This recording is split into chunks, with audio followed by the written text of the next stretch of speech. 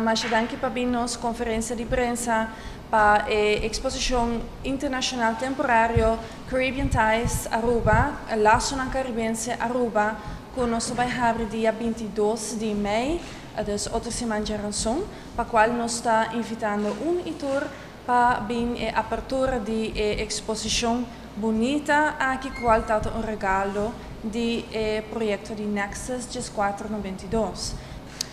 Museu Arqueológico Nacional Aruba, junto com a Fundação GES 403, Nexus GES 492 e Ministério de Cultura, tem o honor e prazer de invitar a gente do pueblo de Aruba para a abertura de exposição temporária internacional Caribbean Ties Aruba. O evento aqui toma lugar dia 22 de maio, para 6h30 da tarde, começando aqui no mês e na Helpstraat 42.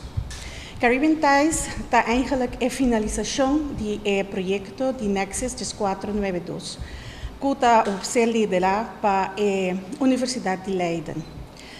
Nexus 492 está research que a ser assim para anos na Caba da região do Caribe. Aqui nang investigação de indígena do Caribe, net prome e durante o encontro com o país europeu. Para o projeto aqui de Nexus 492, está muito importante para Aruba, sobre Aruba a oportunidade de fazer investigação mais profunda e mais intensa.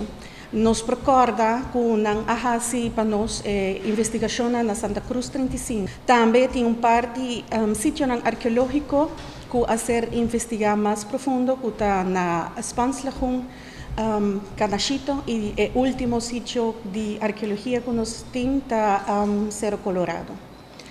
Para a noite aqui, nós vamos ter uma apresentação de professor Corinne Hoffman, que faz sua apresentação, é o líder do projeto Nexus 492 e também de jovem arubiano que trabalha na Universidade de Leiden, que está Tibisay Sankansi Nava e é o coördinador geral de Caribbean Ties completo. We zijn een stichting die zich bezighoudt met het promoten en beschermen van het Indiaans erfgoed, zowel in Aruba als in het heel Caribisch gebied. We zien het ook als een mooie gelegenheid om voor meer samenhorigheid en meer samenhang en een gezamenlijke kijk op een gezamenlijk verleden.